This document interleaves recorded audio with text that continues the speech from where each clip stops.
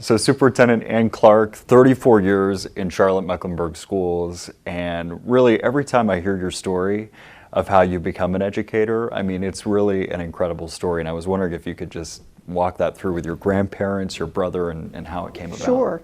I think the first thing is that I just grew up in a home where being an educator was affirmed at every meal, every road trip, every family reunion. My grandparents, who I never actually met, but grew up hearing about all the time from my dad's 5 sisters, his brother, and other extended family. My grandfather was a Presbyterian minister and in effect a principal of sort of a one-room schoolhouse that my grandmother was the teacher. And some people say, well, how do you know it was a one-room schoolhouse? I said, well, my dad had 5 sisters and a brother, so there were 7 kids right there, so the age span was covered a lot of grade levels. But I grew up hearing about these 2 amazing educators, and unlike our teachers today or our students today, I don't know that our young people hear a message of affirmation about the choice to be a teacher.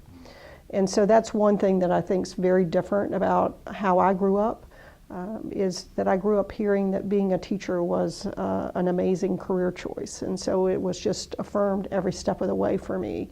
And I think it was certainly grounded in stories of my grandparents and the amazing work they did in a rural part of Southwest Virginia that at the time really didn't have a school opportunity for students. So that's really sort of the root, I think, of my inspiration to move into education and be on that pathway for the last 35 years. And, in addition, I had an older brother who had significant special needs. He died when I was 6 years old, but nonetheless, just the opportunity to grow up in a home with a child with special needs, in my case a sibling, had a tremendous impact on me. In my senior year in high school, I did a full-year internship at a school equivalent to our metro school here for our students with the most significant cognitive and physical disabilities. And that, for me, planted the seed of being a special education teacher, which my first job in Virginia was as a special education teacher, and after 1 year I relocated to Charlotte, and the rest is history in terms of the next 34 years. So if you could go back 34 years ago and tell yourself one piece of advice or something that would help you over the course of the next 34 years, do you know what that would be? So I think it's something that I figured out about 10 years before my career ended, and I wish I had known it when I started my career, and that is really just to take time to be really incredibly intentional about your time and to be completely present with whoever you're with, whether that's a child, whether that's a parent, whether that's a colleague, whether it's your principal, whether it's a member of the community. I think the pace of the work in public education often can lead you down a pathway of just constantly being in a hurry and focused on the next task or the task at hand. And I think too late in my career I learned there are just great opportunities to be thoughtful, to hit pause, and to have that intentionality about every minute of every day. So over the last 34 years in education, you've had some pretty significant moments. 1994, Principal of the Year, you went to the White House. Can you kind of tell us a little bit of what that was like? For me, being the Principal of the Year, first of all, for this amazing school district was in and of itself an extraordinary opportunity to have been nominated by my colleagues to be able to represent the state of North Carolina. I'm a native North Carolinian. I've lived here all but about 4 years of my life, so to represent our state was extraordinary as well. And I think the opportunity ultimately to be named the National Principal of the Year and to really represent the work of students, staff, parents at Alexander Graham Junior High at the time, but we were making the conversion to middle school while I was there as principal, was really a celebration of that school and all the magic that happened there between teachers and students, parents and teachers, the administration, the way the community embraced the school. So It was certainly an extraordinary personal opportunity, but all along the way, I counted myself as an ambassador of the great work at that school, and at every step of the way, I took students, teachers, and parents. When I went to Raleigh, when I went to Washington, D.C., there were teachers there with me, there were parents, and there were also students, because I thought it was important to lift up the community as a part of that opportunity. So 34 years, it's no doubt, and a lot of people in this community would say you're probably one of the most dedicated in public education and this commitment to service that you have, specifically within CMS. But what are some of the moments that you're most proud of over the last 34 years here? So, I think there are two. Probably one of my career highlights is a relationship I had with a student that I've had since 1990. It's actually a student at Alexander Graham Middle School who I had the chance to get to know and encourage while he was in junior high, and then followed him on through high school and into college as he picked a counseling career, continued to stay connected to him, served as certainly a very informal mentor, but a consistent presence in his life to offer my feedback and advice. He didn't always listen to it, but frequently he did, and really encouraged him to think about coming into the Charlotte-Mecklenburg schools and being a counselor, which he did, and then gave him a recent nudge that I thought he would be a great principal. And he actually was selected for the North Carolina Principal Fellows Program, and will be starting his internship in the fall in one of our high schools. And so for me, that opportunity to be connected to an amazing young man from the time he was 13 years old to the present has been one of the most gratifying parts of the job. But I think it just underscores that a relationship over time can truly make a difference in a young person's life. And I certainly like to think there were lots of those relationships with students and staff over the course of my career that have made a difference in a person's choices and the pathway and what they're doing today. I can certainly think of teachers that are now principals in the district. I can think of other students that are former students that are now teachers in our district.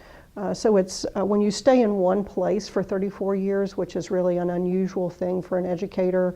So many times when you move into the central office, it's the next step is moving on to another district. And so for me, I have this unique lens where I've had the opportunity to be in this district since 1983 and to really see a lot of changes happening, certainly changes in technology. I was mentioning to somebody the other day that when you used to go to Raleigh, you had to pull over on the side of the road and use a payphone to call back to the office. And so even simple things about, lifestyle and technology, the way the classroom has changed over 34 years have really just been extraordinary. But what stands out for me is those relationships with students, with parents, with teachers, and having a chance to have an influence, a positive impact, and to encourage people along the way, whether they were students or employees. And I think for me, that's what I will take away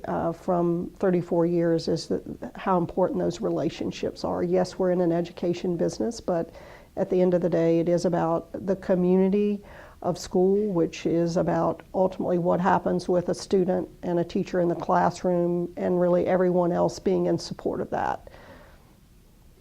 So you talk about how it's unusual for someone to come to central office and to stay with CMS for an extended period of time, but what's the one thing that has kept you in CMS for 34 years? Really just, I think one of the things people say about me is I have an extraordinary ability to focus and focus on the job at hand. One of the pieces of advice I always give employees when they're thinking about their career pathway is just do the job you have exceedingly well. Don't worry about the job around the corner or the job you think you're ready for or the job you think you should have gotten, but just do your job exceedingly well. And if you do that, then people will notice and opportunities will come your way without you having to worry about what your next step is. And so that's been my experience. I've seen, I think, 11 or 12 superintendents in my career in CMS, some interim, some permanent superintendents. And for me, the thing I did was just be focused on doing my job exceedingly well and doing whatever I could do to support the vision of the superintendent at the time. And I think those things served me exceedingly well. What was your favorite part about being superintendent of the Charlotte-Mecklenburg schools? I think for me, having been in the central office for 15 years prior to stepping into the superintendent's, it was really the opportunity to say what I thought and to say what I believed and not have to worry about, is this what a superintendent would want me to say, or is this the right thing to say? I finally got to say what I really thought were the next best steps for the district. And while many will be surprised to hear this, the job has not been stressful for me as superintendent. It has been weighty in terms of the responsibility and the important role that a superintendent can play on behalf of students and staff every day. But it hasn't been a stressful job. And I think for me, perhaps the reason for that is that I was exceedingly well prepared. Having been a special education teacher, having served as a principal at all 3 levels, having been in the district office in a variety of different roles, that when I stepped into this leadership opportunity, I was prepared. And so it was not the stressful job that I had seen so many of my colleagues across the country experience. Instead, it was an energizing role, one that I enjoyed giving voice to my best thinking and engaging the thinking of others, and really being that trusted bridge for this community between the school district and the community, because I have been so deeply involved, not just in CMS, but also in our communities, working with agencies that serve our students and our families every day. But the weight of the role is certainly one I've felt, and I think there's a distinction there between stress and weight, and this is a very weighty role. You talk about someone who's deeply rooted in this community and someone who is super involved in this community. A lot of people are curious as to what's next for Ann Clark after CMS. Well, I'm curious about that too. I'm trying to be very measured as I think about what my next steps will be. It's very tempting to jump on the first train that comes through the station, but what I'm really clear about is I want to stay in Charlotte. I want to be a part of a highly effective team. I don't need to be in charge of that team, but I want it to be about, aligned to my purpose, and I really want it to make my heart sing every day. So those are probably hard things to put together in one job, but I'm convinced if I'm measured and if I'm thoughtful, the right thing will come along. I know I want to leverage what I've done for 35 years in a way that I can be helpful. My mom shared with me recently a quote that I think sums things up pretty well. It goes something to the effect of, there are really 2 important days in your life. One day is when you're born, and the other day is when you understand why. And my why for 35 years has been public education. So I can't imagine myself getting too far away from that why, but yet there are so many opportunities in our community and in our state to be in support of public education without necessarily being in public education. So my why may shift a little bit, but it won't get too far away from kids and families. I'm sure it's probably a bittersweet moment. Before we got here, you're kind of packing some things up, getting ready for the next chapter. What are you most looking forward to in retirement? I certainly think just time to fully appreciate all this community has to offer. There will certainly be some travel opportunities. I'm really excited about taking a trip that I've long wanted to take to Australia and New Zealand. It was a trip I promised myself 20 years ago, but one of the conditions of the trip is that I would go without a work phone because it's a long way away, and I'll be gone for probably 3 weeks. So that's not immediately on the horizon, but it's certainly a trip that I look forward to taking in the fall.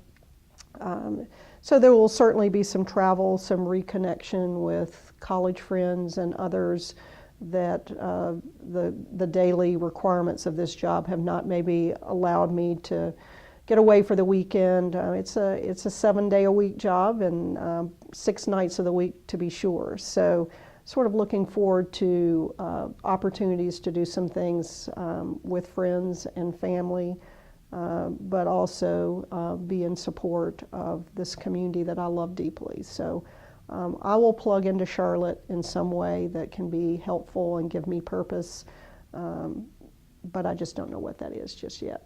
To CMS employees who are watching this right now, you as their superintendent, what would you say to them post your departure? Well, I would say, and I address all my communication to employees in CMS as Team CMS, so it would be certainly Team CMS. The baton has been smoothly and successfully passed to an amazing new leader, Clayton Wilcox. So I look forward to seeing what the next accomplishments of an amazing Team CMS are going to be in the next few months and in the years to come. Amazing to see you work through this district and be a part of this. And thank you for really being a leader in this community. Absolutely. We're proud of you as well. Thank you.